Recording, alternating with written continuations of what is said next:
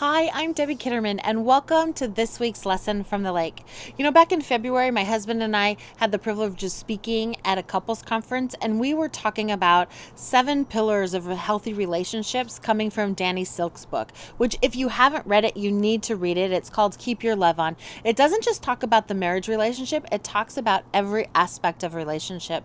But one of the sessions, we were actually talking about reacting and responding. There's a difference when something happens and you react to it versus responding to it.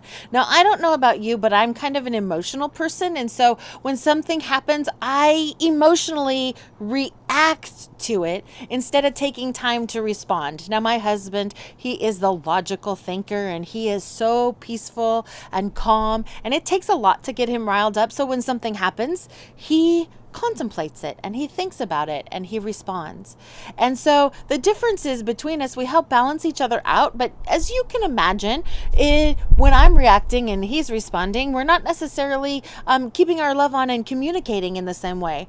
And what I've been learning is that it's so important that we take the time to not react emotionally to things that are happening, but that we take time to seek God about what exactly is going on, where are our emotions in all of this, and how can we respond appropriately to whatever it is that's in front of us that needs a response, because there is such a huge difference between reacting and responding. And it was so fun to just talk and to share our hearts with couples at this retreat, but I've taken that over into every aspect of relationship and even in my leadership, that when somebody comes to me and says something, that I don't necessarily need to react as much as I need to respond. I need to really listen to what they're saying.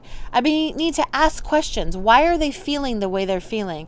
And that way I cannot react emotionally, but I can respond appropriately.